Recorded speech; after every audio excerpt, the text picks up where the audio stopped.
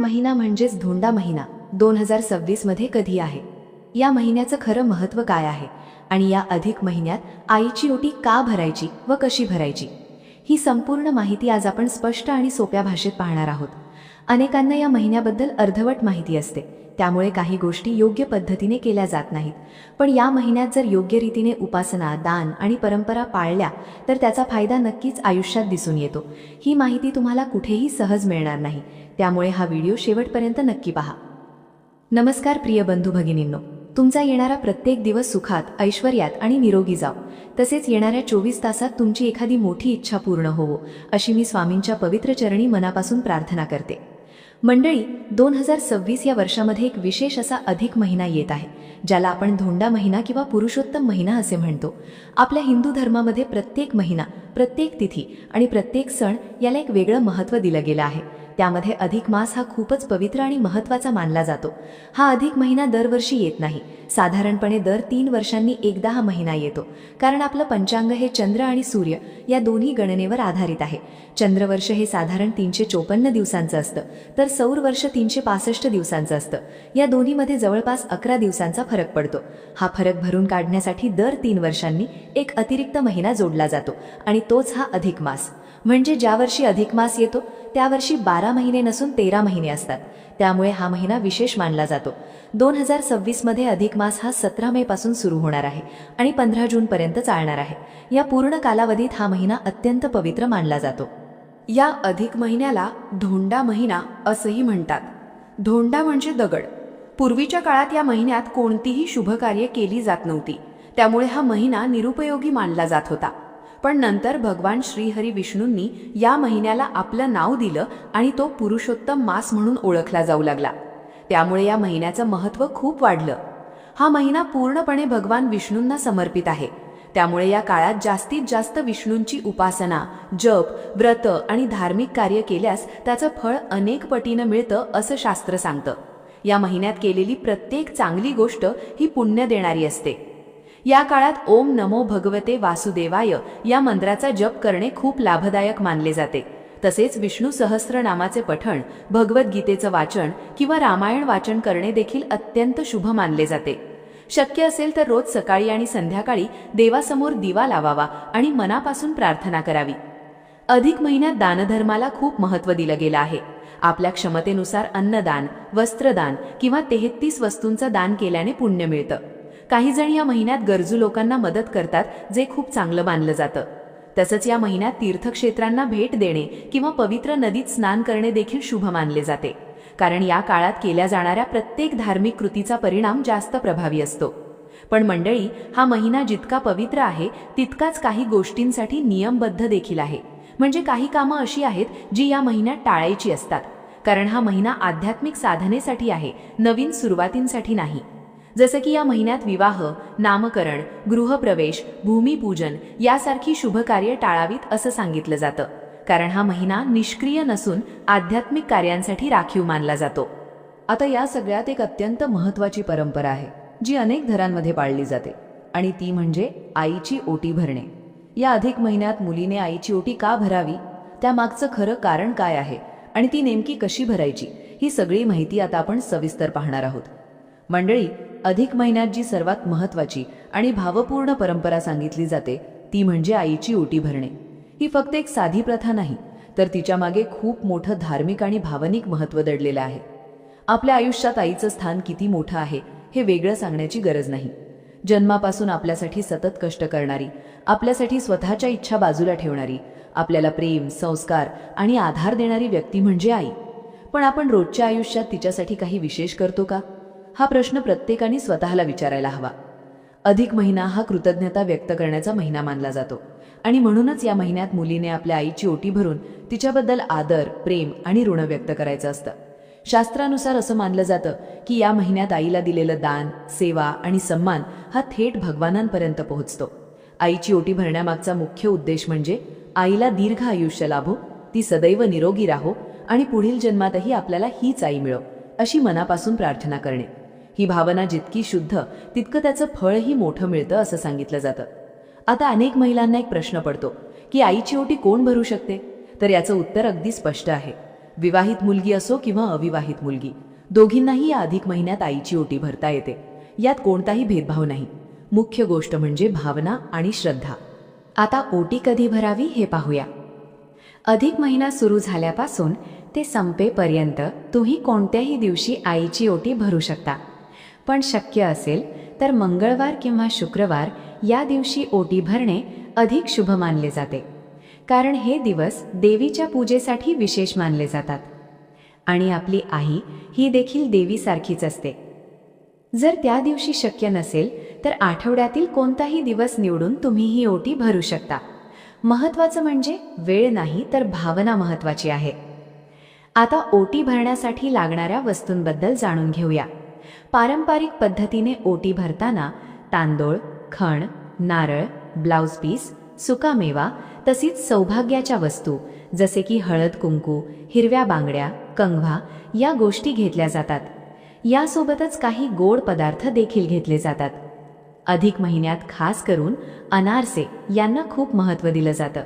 त्यामुळे शक्य असेल तर ओटीमध्ये अनारसे नक्की ठेवावेत. अन्य गोड पदार्थ देखील चालतात, पण अनारसे ठेवण्याचा प्रयत्न करावा. तसंच मुलीने आपल्या आईसाठी नवीन वस्त्र जसे की साडी घेणं देखील खूप शुभ मानले जाते. हे वस्त्र आईला देताना तिचा सन्मान केला जातो. ओटी भरण्याची पद्धत देखील साधी आणि भावपूर्ण असते. आईला पाटावर बसवायचं, तिला हळद कुंकू लावायचं आणि मग तिच्या साडीच्या पदरात तांदूळ, नारळ, खण आणि इतर वस्तू ठेवून ओटी भरायची. त्यानंतर आईचा नमस्कार करून तिच्या आरोग्यासाठी आणि सुखासाठी प्रार्थना करायची. एक महत्त्वाची गोष्ट इथे लक्षात घ्या. ओटी भरताना 33 या संख्येला खूप महत्त्व आहे. त्यामुळे शक्य असेल तर 33 रुपये, 33 अनारसे किंवा 33 फळे आईला द्यावीत. ही संख्या धार्मिक दृष्टिकोनातून शुभ मानली जाते. आता या सगळ्यात एक खास गोष्ट आहे जी अनेक जण विसरतात. ती म्हणजे आईसाठी हिरव्या रंगाच्या बांगड्या घेणे. अधिक महिन्यात आईला हिरव्या बांगड्या देणे अत्यंत शुभ मानले जाते. जर बांगड्या घेणं शक्य नसेल तर कमीत कमी बांगड्या भरण्यासाठी पैसे देणे देखील योग्य मानले जाते. ही परंपरा फक्त एक रिवाज नाही, तर आईच्या आनंदासाठी, तिच्या आरोग्यासाठी आणि आपल्या आयुष्यातील सुख समृद्धीसाठी खूप महत्त्वाची आहे. अनेक वेळा आपण मोठमोठ्या पूजांमध्ये, व्रतांमध्ये वेळ आणि पैसा खर्च करतो, पण घरातल्या आईसाठी एक छोटीशी गोष्ट करणं विसरून जातो. अधिक महिना आपल्याला हीच गोष्ट आठवण करून देतो. आता इथे एक महत्त्वाचा प्रश्न अनेकांच्या मनात येतो. जर कोणाची आई हयात नसेल तर त्यांनी काय करावं? तर बघा, जिथे आई नसते तिथे भावना थांबत नाहीत. अशावेळी निराश होण्याची गरज नाही. सासूबाईंना आई समान मानून त्यांची ओटी भरता येते. जर सासूबाई नसतील किंवा त्यांच्याकडे जाणं शक्य नसेल तर घरातील इतर वडीलधारी स्त्री जसे की आत्या, मावशी किंवा मोठी बहीण यांना मान देऊन त्यांची ओटी भरू शकता. तसेच जाऊबाईची ओटी भरूनही हा विधी पूर्ण करता येतो. किंवा दुसरा एक अत्यंत पुण्यकारक मार्ग म्हणजे एखाद्या गरजू वृद्ध स्त्रीला आई मानून तिची ओटी भरणे. यामुळे तुम्हाला तिचे आशीर्वाद मिळतात आणि ही सेवा थेट देवापर्यंत पोहोचते असं मानलं जातं. इथे महत्त्वाची गोष्ट वस्तू नाही तर तुमची भावना आहे. तुमच्या मनात जर आईबद्दल प्रेम, कृतज्ञता आणि आदर असेल तर तुम्ही केलेली ही छोटीशी सेवा देखील अत्यंत मोठं पुण्य देणारी ठरते. मंडळी, अधिक महिन्यात स्त्रियांसाठी अजून एक महत्त्वाची गोष्ट सांगितली जाते, ती म्हणजे जोडवी बदलणे किंवा नवीन जोडवी घेणे. ही परंपरा केवळ अलंकाराशी संबंधित नाही तर तिच्या मागे धार्मिक आणि ऊर्जेचा संबंध सांगितला जातो. आपल्या परंपरेनुसार पायात घातल्या जाणारी जोडवी ही सौभाग्याचं प्रतीक मानली जाते. 16 शृंगारांपैकी एक महत्त्वाचा भाग म्हणजे जोडवी.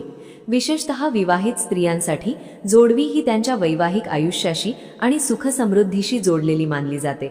असं सांगितलं जातं की पायाच्या बोटात जोडवी घातल्याने शरीरातील ऊर्जा संतुलित राहते. तसेच पती-पत्नीच्या नात्यामध्ये स्थिरता आणि सौहार्द टिकून राहतं. घरात सकारात्मकता वाढते आणि नकारात्मक ऊर्जा दूर राहते अशी श्रद्धा आहे. अधिक महिन्यात जुनी जोडवी बदलणे, त्यात भर टाकणे किंवा नवीन जोडवी घेणे शुभ मानले जाते. कारण हा महिना शुद्धीकरण आणि नव्या सकारात्मक ऊर्जेचा स्वीकार करण्यासाठी योग्य मानला जातो. पण इथे एक अतिशय महत्त्वाची गोष्ट लक्षात ठेवायची आहे. जोडवी घेताना किंवा बदलताना कधीही सोन्याची जोडवी घेऊ नये. जरी तुमच्याकडे क्षमता असली तरीही पायात सोनं घालणं शास्त्रानुसार योग्य मानलं जात नाही. कारण सोनं हे देवी लक्ष्मीचं प्रतीक मानलं जातं आणि लक्ष्मीचं स्थान उंच मानलं जातं. पायात सोनं घालणं म्हणजे त्या देवताचा अपमान मानला जातो. म्हणून नेहमी जोडवी ही चांदीचीच असावीत. चांदी या धातूला शीतलता आणि संतुलनाचं प्रतीक मानलं जातं. पायात चांदीची जोडवी घातल्याने शरीरातील उष्णता नियंत्रित राहते, मन शांत राहतं आणि ऊर्जा योग्य पद्धतीने वाहते, असं पारंपरिक मत आहे. जोडवी बदलण्यासाठी किंवा नवीन घेण्यासाठी गुरुवार आणि शुक्रवार हे दिवस अधिक शुभ मानले जातात. शक्य असेल तर या दिवशीच जोडवी घ्यावी किंवा बदलावी. आणखी एक सुंदर परंपरा म्हणजे आईकडून जोडवी करून घेणे. जसं मुलगी अधिक महिन्यात आईची ओटी भरते, तसंच आईनेही आपल्या मुलीला नवीन जोडवी देणे शुभ मानलं जातं. यामागे आई मुलीच्या नात्यातील प्रेम, आशीर्वाद आणि स्नेह व्यक्त होतो. जर आईला शक्य असेल तर तिच्याकडून जोडवी घेणे उत्तम, पण जर काही कारणांनी ते शक्य नसेल तर तुम्ही स्वतःही जोडवी घेऊ शकता. मुख्य गोष्ट म्हणजे भावना आणि श्रद्धा.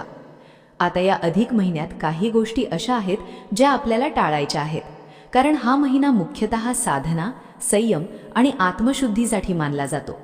या काळात विवाह, गृहप्रवेश, नामकरण, भूमिपूजन यासारखी नवीन आणि मोठी शुभ कार्ये टाळावीत, कारण हा महिना नवीन सुरुवातींसाठी नसून आध्यात्मिक प्रगतीसाठी आहे. तसंच या महिन्यात शक्यतो मांसाहार, मद्यपान, कांदा, लसूण आणि शिळं अन्न टाळावं. जास्तीत जास्त सात्विक आहार घ्यावा, कारण जेवणाचा थेट परिणाम आपल्या मनावर आणि विचारांवर होतो. वाणीवर नियंत्रण ठेवणं देखील खूप महत्त्वाचं आहे. या काळात कोणाशीही वाद घालू नका, खोटं बोलू नका, अपशब्द वापरू नका. शांत, संयमी आणि मधुर भाषा वापरणं आवश्यक आहे. या महिन्यात तुळशीची पूजा करणे विशेष शुभ मानले जाते, कारण तुळस ही भगवान विष्णूंना अत्यंत प्रिय आहे. रोज तुळशीपाशी दिवा लावणे, पाणी घालणे आणि नमस्कार करणे चांगले मानले जाते. पण एक छोटीशी चूक अनेक लोक करतात, ती म्हणजे रविवारी आणि एकादशीच्या दिवशी तुळशीला पाणी घालतात. हे टाळायला हवं. या दिवशी तुळशीला पाणी घालू नये असं सांगितलं जातं. अधिक महिन्यात दररोज सकाळी आणि संध्याकाळी ओम नमो भगवते वासुदेवाय या मंत्राचा किमान 108 वेळा जप करावा. शक्य असेल तर विष्णू सहस्रनाम किंवा भगवद्गीतेचं वाचन करावं. तसंच संध्याकाळी तुपाचा दिवा लावणं, भगवान विष्णूंना पिवळ्या फुलांचा नैवेद्य अर्पण करणं आणि शक्य असेल तर अभिषेक करणं या गोष्टी खूप शुभ मानल्या जातात. अधिक महिना हा केवळ परंपरा पाळण्यासाठी नाही, तर आपल्या मन, शरीर आणि विचार शुद्ध करण्यासाठी आहे. या काळात केलेली प्रत्येक चांगली कृती आपल्याला आतून मजबूत बनवते. आता या सगळ्या गोष्टी केल्यानंतर या अधिक महिन्याचं पूर्ण फळ कसं मिळवायचं आणि शेवटी कोणत्या गोष्टी विशेष लक्षात ठेवायच्या हे समजून घेऊया. मंडळी, अधिक महिना हा फक्त परंपरा पाळण्यासाठी नाही, तर आयुष्याला योग्य दिशा देण्यासाठी आहे. ही गोष्ट लक्षात ठेवली तर या महिन्याचं खरं फळ मिळतं. कारण या काळात आपण जे काही करतो, विचार, बोलणं, वागणं याचा थेट परिणाम आपल्या आयुष्यावर होत असतो. या महिन्यात सर्वात महत्त्वाची गोष्ट म्हणजे श्रद्धा आणि सातत्य. अनेक लोक 2-4 दिवस जप करतात, पूजा करतात आणि मग थांबतात. पण अधिक महिन्यात सातत्य ठेवणं खूप गरजेचं आहे. दररोज थोडा वेळ जरी दिला तरी तो मनापासून दिला पाहिजे. भगवान श्रीहरी विष्णूंची सेवा करताना मन शांत, स्वच्छ आणि सकारात्मक ठेवणं अत्यंत आवश्यक आहे. कारण फक्त बाहेरून पूजा करून उपयोग नाही, मन शुद्ध असेल तरच त्याचं फळ मिळतं. या महिन्यात शक्य तितका वेळ देवाच्या स्मरणात घालवण्याचा प्रयत्न करा. सकाळी उठल्यावर आणि रात्री झोपण्यापूर्वी देवाचं नामस्मरण करा. घरात सकारात्मक वातावरण ठेवा. वादविवाद टाळा, कारण जिथे शांतता असते तिथेच देवाचं वास्तव्य असतं असं मानलं जातं. तसंच या महिन्यात दान ही गोष्ट खूप महत्त्वाची आहे. पण दान करताना एक गोष्ट लक्षात ठेवा, दान कधीही दिखावा म्हणून करू नका. मनापासून निस्वार्थ भावनेने केलेलं दानच खरं पुण्य देतं. तुमच्या क्षमतेनुसार अन्नदान करा, गरजू लोकांना मदत करा, वस्त्रदान करा किंवा कमीत कमी 33 वस्तूंचं दान करण्याचा प्रयत्न करा. ही संख्या अधिक महिन्यात विशेष मानली जाते. तसंच या महिन्यात दीपदान देखील खूप शुभ मानलं जातं. दररोज संध्याकाळी तुळशीपाशी किंवा देवासमोर तुपाचा दिवा लावा. हा छोटासा उपाय देखील घरात सकारात्मक ऊर्जा निर्माण करतो. आता एक गोष्ट अनेक लोक विचारतात, या सगळ्या गोष्टी केल्यावर आपल्याला काय फायदा होतो?